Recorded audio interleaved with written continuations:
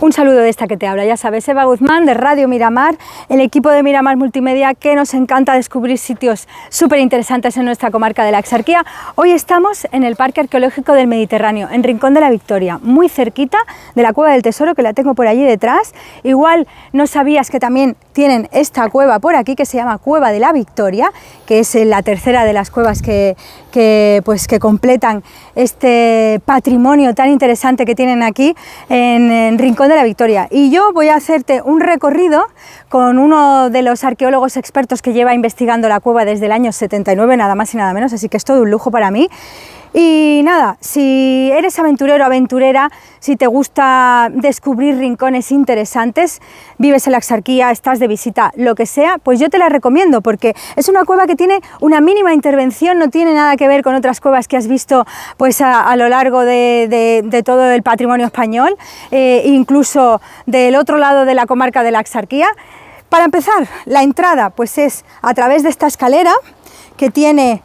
Es un pozo que tiene unos 3 metros y pico de profundidad y se entra a través de esta escalera. A ver, si tienes vértigo, si tienes claustrofobia, esas cosas no te las recomiendo, pero si eres aventurero o aventurera a partir de niños y adolescentes, pues ya se puede hacer la visita. Además, una visita con un guía que te hace un recorrido didáctico súper interesante, porque es una cueva que se utilizaba en la época del Neolítico como cementerio, hacían sus enterramientos, bueno, enterramientos no, sino que trasladaban aquí los huesos, ahora nos lo explicarán, y hay un montón también de pinturas rupestres, no te lo pierdas. Voy a hacer lo que me han explicado, que se entra pues como en una piscina. Tenemos que afianzar bien las manos y los pies para que pues sea más fácil bajar esta escalera, que es bastante larga.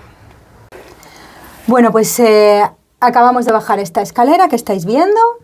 Son un poquito más de 3 metros, pero vaya, está muy afianzada contra el suelo, así que se baja de forma muy cómoda. Y luego pues para entrar tenemos que ir así un poquito agachados aquí en la entrada. Pero nada, dura muy poquito, porque aquí ya llegamos a una zona más amplia donde pues ya podemos ponernos de pie. Y está pues bastante preparado, porque aquí tenemos unas cuerdas. Y como os decía, pues estamos con Pedro Cantalejo, que él lleva estudiando las cuevas desde el año 79 y nos va a hacer de cicerón, así que tenemos un guía excepcional, igual que ya lo tuvimos en la Cueva del Tesoro y el Higuerón, pues ahora estamos aquí en la Cueva de la Victoria. Muy buenas, Pedro, y gracias por hacernos este recorrido. Encantado. Bueno, una cueva, como yo decía, con muy poquita intervención. Ya estamos viendo que esto no es como la Cueva del Tesoro, no está iluminado, no hay que ir con los cascos, con la iluminación puesta en uno mismo, ¿no? Sí, bueno, realmente lo que hemos pretendido es que la Cueva de la Victoria no pierda su esencia a nivel espeleológico, porque lo que tratamos, al ser monumento, al ser un BIC, es de que conserve todos los valores, tanto naturales como arqueológicos y gráficos, es decir, artísticos, intactos. Para eso, pues, de una forma u otra tenemos que habilitarla para que nadie tenga un accidente, por simple cuestión de laboral y de trabajo, ¿no? Y de seguridad, pero esa habilitación debe ser muy, muy leve, para que, en cierto sentido, la persona que entra, pero también la persona que trabaja, se sienta seguro, pero a la vez sienta que está dentro de una cueva. De una cueva de verdad. Eso es. Neolítica de verdad. Lo que uno piensa que es una actividad espeleológica en una cueva, pues así, y así lo vamos a ir haciendo. Vamos a ir bajando con la seguridad exclusivamente. Hay que bajar unos 4 metros con respecto a la altura que ustedes tenéis hasta llegar a la sala, una de las 2 salas más importantes que tiene esta cueva por su relación con el hombre prehistórico. Vale. Tienes que dar la vuelta, Eva. Me tengo que dar la vuelta y agarrarme a estas cuerdas. Eso es, y vas bajando simplemente. Ah, pero es muy cómodo, sí, ¿no? Sí, está muy bien. Lo hemos preparado estupendamente, ya ves. Sí. Es muy cómodo y no te da sensación de inseguridad. Ahí hay otro escalón. En ningún momento. Así. Siempre deja sitio cuando tenga la cuestión de bajar en una cueva, siempre hay que dejar sitio al segundo pie. Al otro pie. ¿Y ahora? Abajo del todo. Sigue, ahí. Y ahora el otro aquí. Aquí. Perfecto. Sigues bajando. No te quedes parada, tú sigues bajando, que la ley de la gravedad nos ayuda mucho aquí. Sí, porque hay una buena inclinación, ¿eh? Sí, claro. Y ahora agárrate a esta única cuerda. A esta de aquí. Y ya baja hasta el sitio horizontal, hasta la sala. Vale. Ah, pues está muy bien. Eso es. Ya hemos llegado a la sala del dosel, que uno de los espacios arqueológicos fundamentales de esta cueva. Vamos a ir en el tiempo de más reciente a más antiguo. A más antiguo. Vale. ¿De acuerdo? Como realmente estudiamos las cosas nosotros en la prehistoria, que vamos desde lo más reciente a lo más antiguo, que siempre está más profundo, siempre está más lejano, sí. Pues esta fue la sala donde se depositaron las inhumaciones, las segundas inhumaciones, es decir, los enterramientos de esta cueva, a partir de hace aproximadamente unos 7.000 años. Aunque el grueso de todos los depósitos funerarios se hiciera entre 6.500 aproximadamente y 4.500. Durante algo más de entre 2.000 y 2.500 años se usó esta sala. Que eso como es muy reciente, ¿no? No es que sea reciente, es el neolítico. Claro, es de lo más antiguo de nuestro modo de vida, cuando ya las poblaciones se hacen más sedentarias, cuando dejas de usarse las cuevas porque ya el clima ha cambiado y ya no sirve vivir en una cueva como un elemento, digamos, de refugio, y entonces las poblaciones se trasladan a las primeras aldeas, que nosotros tenemos localizadas tanto en La Cala, en lo que hoy es la población de La Cala, de la gran Cala del Moral, es decir, que era un arco de playa muy, muy amplio, como en la playa del Rincón. Y este macizo calizo donde estamos, que es el Cantal, que está en medio de esas dos poblaciones que usaron esta cueva probablemente como un único cementerio. Es decir, que las dos poblaciones tenían una entente y usaban esta cueva para sus antepasados. Esta es la cueva de los antepasados de la Bahía de Málaga. Bueno, pues estamos viendo, justo nada más bajar, uno de los primeros enterramientos que se han descubierto aquí, ¿no? Que sería, Pedro, de un niño, porque son huesos pequeños. Es un preadolescente de unos 9, 11 años. Sí, y solamente disponemos de algunos de sus huesos, como son una parte del frontal del cráneo, lo que es la cara con la frente. Disponemos también de 2 o 3 huesos sueltos parietales del mismo cráneo y algunos elementos que acompañaron a ese paquete fúnebre, que fueron fundamentalmente una vasija de comida y alguna herramienta.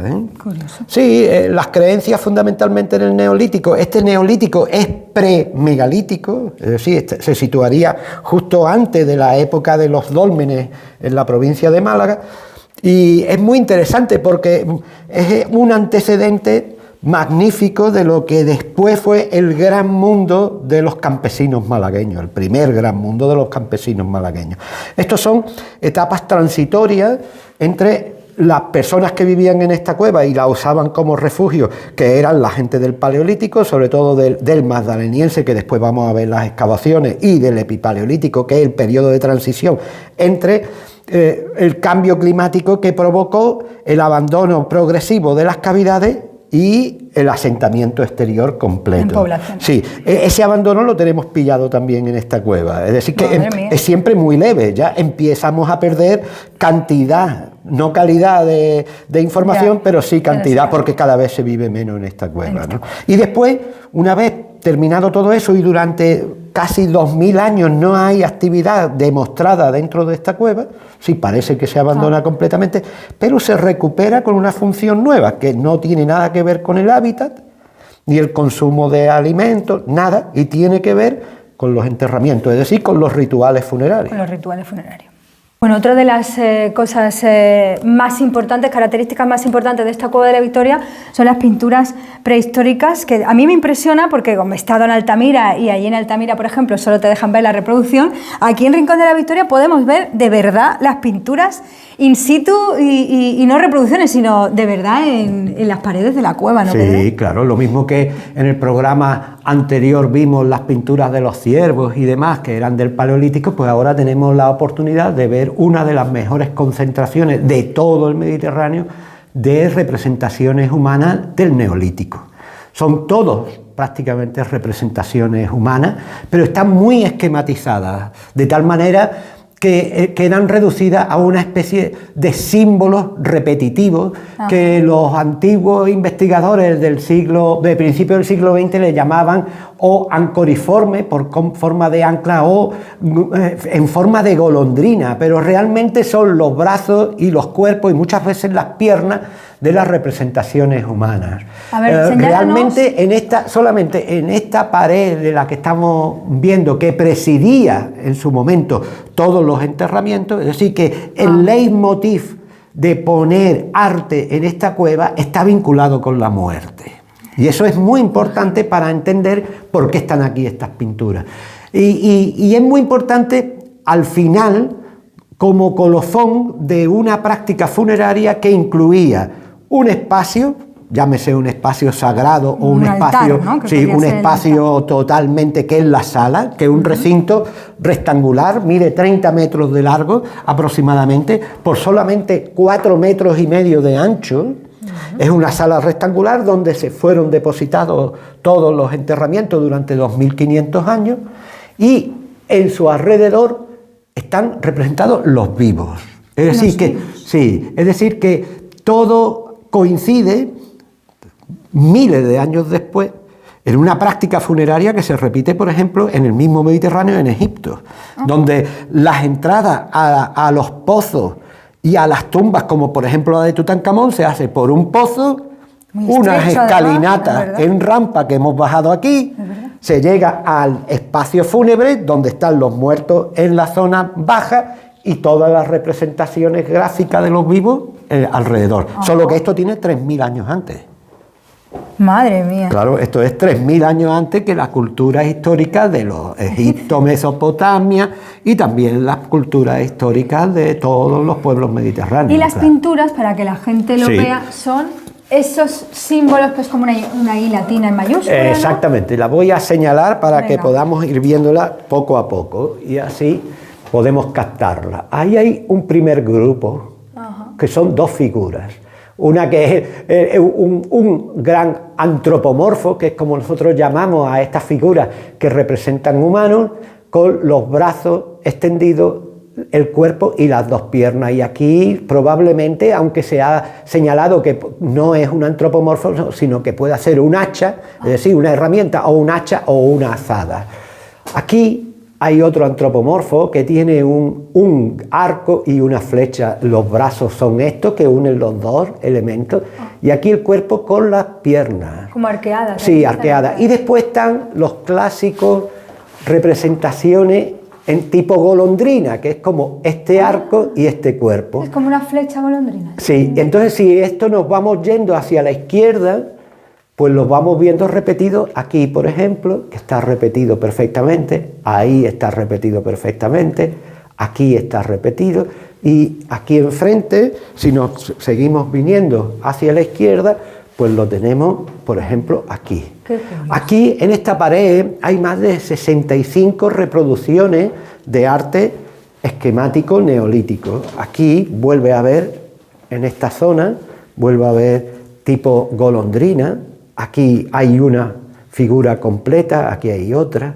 Son representaciones siempre humanas. En este caso, formando una especie de círculo alrededor de esta forma natural que tiene como de media luna, se formó una especie de círculo de humanos. Y sería como las personas vivas que vienen a despedir a los muertos. Que están representando efectivamente las actividades o grupos que tienen que ver con el elemento funerario. El arte y la muerte están unidos en esta cueva a través de estas paredes llenas enteras de dibujos, que hay por todas partes. Y yo te preguntaba... Y aquí, por último, también tenemos otros grupos muy interesantes con un elemento que se puede uno acercar lo que quiera, y así lo vemos de forma muy concreta. ¿Eso qué sería? De nuevo es una representación humana con los brazos y el cuerpo. Aquí hay otra, un poco más abajo. Aquí hay una que prácticamente no se ve, pero que está aquí escondida, que es los dos brazos, el cuerpo, las dos piernas, y esta tiene representado el pene. Pero es verdad que los hacían diferentes, ¿no? En unos son más rectos, en otros más... No hay un interés repetitivo, hay un interés representativo. Es decir, los humanos en esta época se representan así, y al representarse así, dentro de unas variables, pues tenemos distintos formatos. Pero realmente estamos asistiendo a una composición perfecta de distintos grupos humanos que se establecen en esta pared. Además de esta pared, hay una pared enfrente que también conserva algunos elementos, pero que ha sido más influenciada por el agua de lluvia, y entonces están mucho más, mucho más tapadas. Porque yo te preguntaba, igual que vimos en la cueva de la Victoria, que prácticamente no hay estalactitas y estalagmitas, también esta cueva fue influenciada por el mar, ¿no? Hay 4 periodos claros de desmantelamiento de las formas naturales que puede tener una cueva y que todos tenemos en mente, que son estalactitas y estalagmitas, por las distintas influencias de lo que es la altura del nivel del mar Mediterráneo, que provoca que entre aquí el mar y los sedimentos que son muy erosivos. Ahí tenemos también pinturas. En este caso son rojas, aunque ha virado y parecen negras, pero son rojas, y hay por muchas zonas de toda esta zona que está totalmente tapada por las concreciones. En esta misma sala, pero miles de años antes, se pintó gente del Paleolítico y pusieron algo que es muy importante en el tema de los comienzos del arte, que son las manos. Y en esta sala, si queremos, allí, y en esta sala hay una mano de adulto. En el Higuerón hay una mano infantil. Y aquí tenemos una mano de adulto que, si queremos, podemos ir a verla. Está aquí. Bueno, otra de las pinturas rupestres importantes que se han encontrado, tanto en la Cueva del Tesoro como aquí, bueno, en el Higuerón, ¿no? ¿Sería, Pedro? Sí. Pues son estas manos. Allí veíamos una de un niño y esta es una de un adulto. Es muy grande, la verdad. Y se ve perfectamente. Estoy señalando aquí los dedos. Este sería el pulgar. ¿Y qué significaban estas manos, como nos comentabas la otra vez? Realmente no sabemos lo que significa, pero sí que entendemos que han humanizado el espacio subterráneo. Es decir, han querido decir que ellos han estado aquí han antes que nosotros. Huella, ¿no? Sí. Y siempre se me viene a la cabeza la gran incógnita, que ellos sabían perfectamente que esto iba a perdurar en el tiempo. O sea, lo hacían con elementos indelebles como el óxido de hierro. Por tanto, está en el fondo pintadas para nosotros.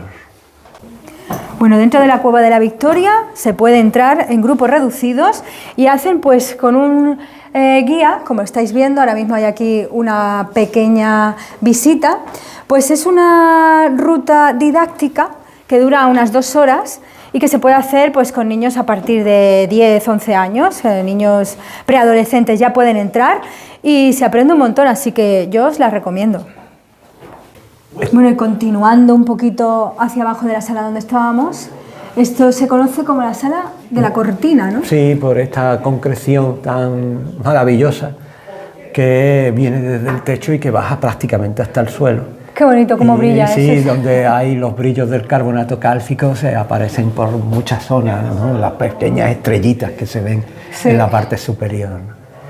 Y fue una sala contigua a la sala del dosel, que es la que hemos estado de los enterramientos, y aquí también hubo enterramientos. Lo que no hemos encontrado todavía son pinturas esquemáticas, que se concentró en la parte de allí nada más. Vale. Probablemente los enterramientos llegaron a colmatar la zona de enterramiento original, que era la sala del dosel, y al final de ese ciclo del Neolítico se enterrase en sitios para no estropear los enterramientos anteriores. Sí, buscaron emplazamientos, digamos, contiguos. No se descarta que en algún momento, con nuevos métodos de iluminación y de datación, encontremos pinturas esquemáticas debajo de las concreciones, ¿eh? La verdad es que esta sala es muy bonita, tiene una altura considerable. Sí. Y tiene unas formas muy originales. Sí, y sigue por la parte superior, es decir, que tiene otras conexiones con la parte superior del cavernamiento de la cueva, que son todas estas zonas de aquí, y hacia adelante con una galería que nos va a llevar hacia la zona de hábitat.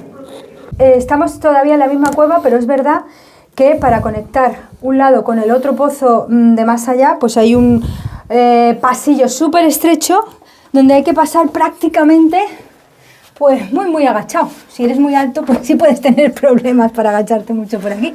Pero bueno, somos de medida estándar, así que cabemos perfectamente. Bien, tenemos que, entre las dos salas... Pequeños túneles. Sí, pero son sitios que para comprende uno perfectamente cómo es el desarrollo de una cueva, y esto es la parte espeleológica de la visita, lógicamente. No habrá muchas cuevas en el mundo donde se pueda entrar así, así por todas estas zonas. No, así, y menos diseñadas y estructuralmente, tanto estructuralmente como didácticamente para adolescentes, para niños de a partir de 10 años. Sí, me parece un recorrido súper original. Vaya, yo he visitado muchas cuevas porque cuando vamos de viaje nos gusta hacerlo y no había visto nunca ninguna como esta, es muy, muy original. Casi 600 calorías se queman al hacer el recorrido de una cueva como esta. Para que veáis, está todo conectado con estas escaleras metálicas que están muy bien fijadas a las paredes para que puedas ir bajando por estas gateras. Eso sí, hay que hacerlo de espaldas y con 3 puntos de agarre, que ya me lo ha explicado muy bien Pedro, para que no haya ningún problema, y poniendo el pie siempre en el centro, no en la punta del zapato. Zapato que no resbale, por supuesto, es muy importante. Y nada, la verdad es que te sientes bastante seguro, ¿eh? Esto está muy bien adaptado y una de las pocas cuevas del mundo donde puedes tener una experiencia espeleológica súper auténtica y adaptado hasta para adolescentes. Así que recomendable, como os digo, al 100%. Y es una actividad deportiva, ¿eh? Se pierden calorías, además estoy sudando, que no es poco el esfuerzo. Bueno, pues ya hemos llegado a la zona donde vivían. ¿En qué época? Desde el Paleolítico. Desde el Paleolítico ya vivían aquí. La verdad es que es una sala... ¿Cuántos metros tiene esta sala? Tiene aproximadamente unos 40 metros. Pues es bastante grande. ¿Se llama sala de qué? De las Conchas. De las Conchas. Y ahora nos dices por qué. Bueno, de las Conchas. Sí, es muy evidente. Ahora después lo enseño. Ahora lo vemos. Bueno, pues vamos a ir andando hacia allá porque son 40 metros. Un espacio, valga la redundancia, muy espacioso. Sí, y sobre todo con luz natural. ¡Ay, luz natural! Que entra. Claro. Es uno de los pozos que da al exterior. Efectivamente. ¿Y también entraban por ese pozo, entonces? Sí, por ese pozo se entraba a esta sala. Y entonces en esta zona es donde se vivía durante el Paleolítico. Tenemos que tener en cuenta que nos hemos ido hacia atrás casi 40.000 años. Casi nada. Y entonces en ese periodo el frío era mucho más intenso que en la actualidad y las cuevas eran necesarias para poder dormir, por lo menos, ¿eh? Para cenar y dormir. Era además una época donde no había asentamientos de pueblos. No. Estamos hablando del Paleolítico y de un Paleolítico que nosotros hasta ahora solamente conocemos en esta cueva, el Paleolítico superior. No pasa como en el Higuerón, que teníamos niveles de neandertales, pero aquí no hemos llegado a esos niveles todavía, ¿no? Todavía, probablemente queda mucho que investigar, muchísimo, ¿no? Sí. Vale. Que si queréis, ahora como estamos al final de un periodo de excavaciones, hemos estado excavando hasta la semana pasada. Ajá. Y tenemos todavía que tomar imágenes y medidas porque se están haciendo los levantamientos topográficos. Os enciendo los focos de iluminación de trabajo para que tengáis una visión completamente tal y como la tenemos los investigadores cuando trabajamos aquí. Y así vemos perfectamente. Sí. Lo que sí iban es muy agachados por esta zona. Pero ellos tenían menos suelo. Es decir, el suelo estaba más profundo. El suelo ha ido subiendo, vale. Ahí tenemos ya las excavaciones. Mira. Y aquí vemos suelos de distintas épocas. Sí, efectivamente. Aquí tenemos distintas épocas que han quedado, los suelos de ocupación humana que han quedado en esta zona. Como en cualquier excavación arqueológica, el suelo más arriba, el más superficial, es el del Neolítico. Vale. Que aquí solo se utilizó también como una zona funeraria, nunca vivieron aquí los neolíticos. Y tenemos un sello, es decir, una costra que separa el Neolítico de las etapas anteriores que ya están por debajo. La costra del Neolítico en esta cueva tiene 4.000 años. Es decir, que hace 4.000 años se deja de utilizar la cueva definitivamente.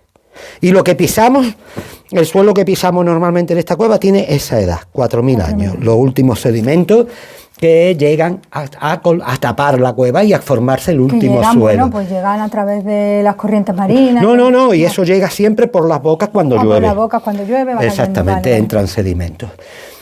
Por debajo de esos sedimentos de 4.000 años, los que tenemos es el sedimento de esa época de tránsito, es un color como un poco más ceniza, que tenemos ahí, que es el epipaleolítico. Estas excavaciones una de estas excavaciones se hizo en el año 1972 por el profesor Javier Fortea y determinó que esa etapa de tránsito estaba entre 9.400 y 6.600 años.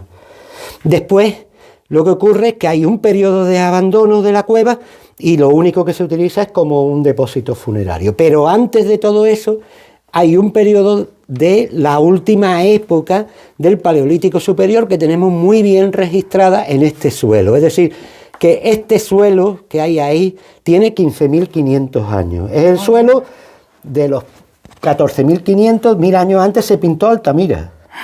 Los bisontes de Altamira. Es decir, que tenemos... Y entonces ahora las excavaciones seguirán. Sí, nosotros lo que queremos seguir es que aquí se ha encontrado un caos de bloques, un montón de piedras acumuladas, y todavía no sabemos, porque no la hemos recibido la información de laboratorio, si estas piedras acumuladas son naturales o son colocadas ahí, y lo que tenemos es que estamos muy cerca de un hogar, pero ya del periodo de en torno a 20.000 años, los que conocemos como solutrenses, de la época, por ejemplo, de Lascaux, de las cuevas francesas, esa tan famosa.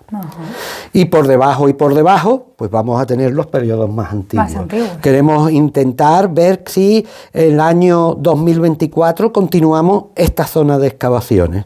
Las excavaciones se hacen muy... en muy pequeños espacios, sí, porque antiguamente se escogían espacios muy grandes para excavar, porque se necesitaban muchas piezas para caracterizar una época. Mientras que ahora, con las nuevas tecnologías y sobre todo los grandes avances que han experimentado los laboratorios de todo el mundo, lo que analizamos son contextos, es decir, que con poco espacio nosotros recibimos mucha información, aunque no vamos buscando las piezas ya, pero sí recibimos una información muy directa y clara del ecosistema donde vivían, las temperaturas que hacían, cuánto llovía, qué animales y qué plantas había en los alrededores. Todo esto está en la Tierra. Qué bueno. Lo que antes se tiraba, ahora es lo que se estudia. Se estudia el ADN de la Tierra. Y sabemos, aparte del ADN humano, que otros animales convivían aquí o trajeron aquí. Y después, algo muy importante que hemos podido estudiar ha sido la alimentación. Fundamentalmente, la alimentación durante el Magdaleniense, esa última etapa va entre 13.600 y 15.100 años de antigüedad. En esa etapa había una clara alimentación marina. Yo le llamaría litoral. ¿Por qué le llamaría litoral? Porque los pescados que comen y las almejas y todos los alimentos que comen de moluscos, almejas, de todo tipo, crustáceos y mariscos, están vinculados con la playa, no con la profundidad, no la pesca de dentro. Entonces, aquí no son tenemos peces grandes, sino más bien. Pero litoral. hemos averiguado que el mar hace 15.100 años estaba 5 kilómetros retirado de aquí. Anda. Porque era otra vez una de esas bajadas que tiene el Mediterráneo, que oscila a lo largo de las distintas etapas climáticas, oscila desde muy bajos hasta muy altos. Y eso ha sido una constante en el Mediterráneo. ¿Y ahora cómo está? Ahora parece que está en intermedio desde hace aproximadamente unos 6.000 años. Bueno, pues no hay que fiarse. No. Que luego vea una subida todo lo que dentro de 4.000 años Radio Miramar tiene que anunciar que el mar está... Bueno, Radio Miramar no estará porque se lo comerá la playa, que estamos en el Garrobo Costa. Por eso... En el pleno Paseo Amarillo. Así que ya nosotros no estaremos. Efectivamente, lo que sí sabemos hoy en día de los primeros malagueños y rinconeros, porque esto es la bahía de Málaga, lógicamente, ¿no? Pero que de los primeros malagueños que habitaron en lo que hoy es la bahía de Málaga, lo que sí sabemos es que comían mucho pescado, sobre todo la dorada, la herrera, el sargo y la breca. Esas son las 4 especies mayoritarias en la alimentación. ¿Y eso lo sabéis por el análisis de la tierra? No, por los huesecillos de las espinas, claro. Sí.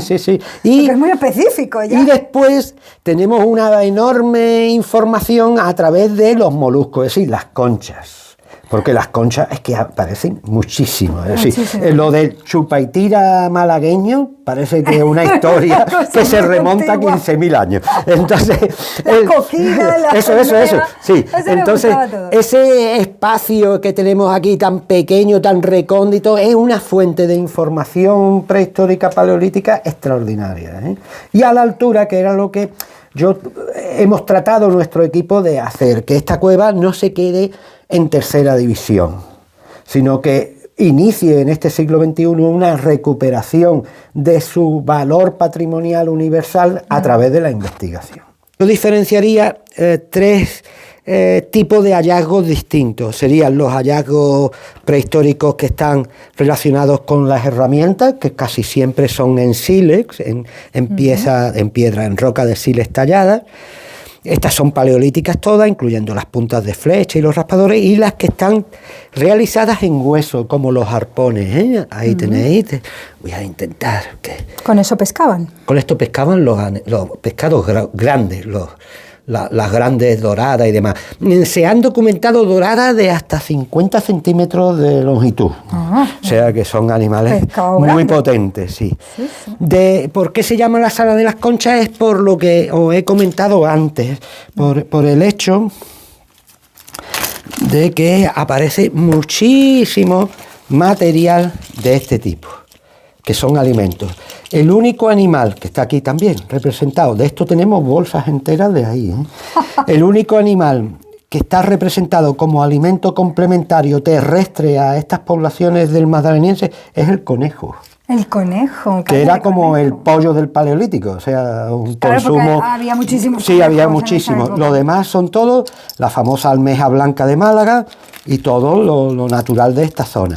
Pero demostrándonos que había playas, porque estos bivalvos son todos de playa. Y la playa estaba más lejos que en la actualidad. Así es como vamos esclareciendo de alguna manera y comprendiendo de una forma muy clara cómo fue la ocupación humana de la bahía de Málaga. La primera ocupación humana de la bahía de Málaga está registrada en estas cavidades. Bueno, pues esta zona la habían elegido para vivir precisamente porque conecta directamente con este pozo que tiene salida al exterior, luz natural, y entonces podían hacer fuego, que era fundamental. Y comer y dormir. Hacer eso, cocinar, dormir y calentarse con el frío, ¿no? Era una zona intermedia de temperatura climática, no hacía los rigores del exterior, estaban dentro de una cueva protegida, no entraba prácticamente ningún animal peligroso, y encima, si querían hacer de comer a cubierto y dormir, pues tenían todas las ventajas. De hecho, hay una ilustración que hemos intentado rescatar para pensar todo lo que pensamos y todo lo que nos han informado ellos. El humo siempre salía por la chimenea y ellos ocupaban la zona que nosotros hemos excavado, donde comían el pescado y todo lo que habían capturado durante la jornada. Por la tarde se encerraban aquí. Lo cocinaban. Y dormían, claro. Y parece que algunos también no se quería salir, el día sería muy malo, no quería salir y hacía algunas necesidades aquí dentro, porque hemos encontrado restos de coprolitos, es decir, cacas. ¿De caca humana? Sí, y las tenemos también, que después os voy a pasar la imagen científica para que la tengáis. Son restos... Me supongo que más apartado de donde comían y esas... Onda, que se queda así solidificado. Fósil, sí.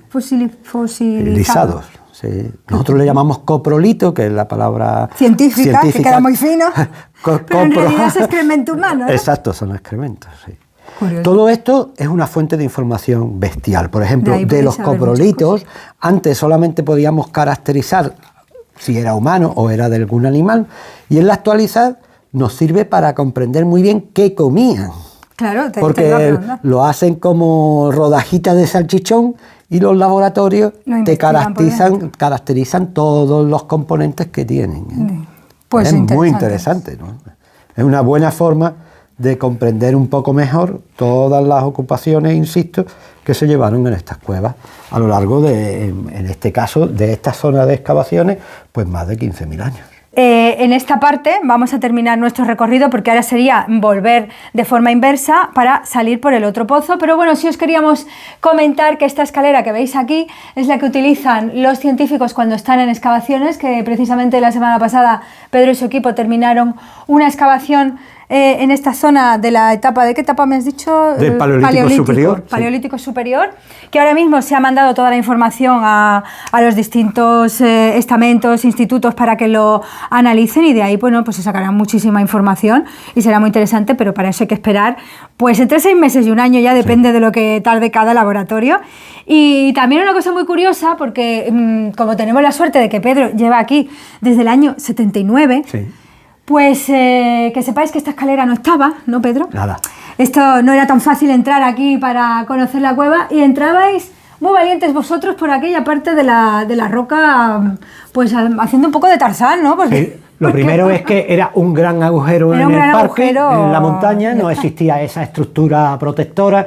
Nosotros nos íbamos al sitio más estrecho, que es el que tenemos ahí delante, y de ahí íbamos destrepando hasta los agujeros que tenemos ahí encima, y desde ahí saltábamos al interior. Pero ya en los años 80 y tanto, cuando con la modernización de las telefónicas, desmontaron todos los postes de teléfono y alguien cogería uno y lo metió aquí, con lo cual nos facilitó mucho el trabajo durante unos años, porque bajábamos como un mono por el poste, ¿no? Y como los bomberos, ¿no? Sí, por el poste de teléfono bajábamos hasta aquí. Porque ¿cuánta altura tiene eso? 8 metros justo tiene el pozo. 8 metros. Sí, ahora son 9 porque tiene el edificio encima, pero realmente son 8 metros. 8 metros. Sí, naturales. Que también los paleolíticos eran valientes porque... Los paleolíticos tendrían al menos 1,5 metros más. 1,5 metros más porque claro, había menos sedimento. Este es sedimento del neolítico, pues no del paleolítico. Eran unos valientes bajando por ahí casi 10 metros. Sí, pero ellos tendrían cuerda y meterían postes, aunque no fueran de teléfono. Aunque fueran de teléfono no, pero seguro que se buscaban la vida porque la altura era muy grande. Pero es verdad que esta Sala de las Conchas era un refugio muy agradable, que les podía hacer la vida muchísimo más fácil, sobre todo cuando en aquella época hacía tantísimo frío, que ahora en Málaga pues no hace ese frío. Esto fue de los primeros chalés que hubo en el Mediterráneo, un sitio magnífico, porque está muy cerca de la superficie, muy cerca del mar, que es una fuente de alimentación inagotable en esa época. Y después tenía la montaña inmediata, es decir, que el Cantal no es sino el reborde montañoso de los montes de Málaga. Y por tanto ahí había un mundo de caza que también ellos recababan. Y bueno, y otro lujo total era pues eso, la luz natural, como estamos comentando. Está la cueva y con luz natural que le entraba directamente de este pozo, pues sí, un sitio más que ideal. Bueno, ya habéis visto que es una visita didáctica fantástica, ya os hemos enseñado que uno de los guías estaba con un grupito más o menos cerca de esta zona, que se hace en un par de horas la visita, más o menos. Podéis entrar en la página web de Turismo en Rincón y del Ayuntamiento de Rincón de la Victoria y ahí hacer la reserva. Y nada, que yo os invito que cualquier día que tengáis libre, pues vengáis y hagáis este recorrido en la Cueva de la Victoria. Muchas gracias, Pedro. Muchas gracias, Eva, a ti y a Radio Miramar.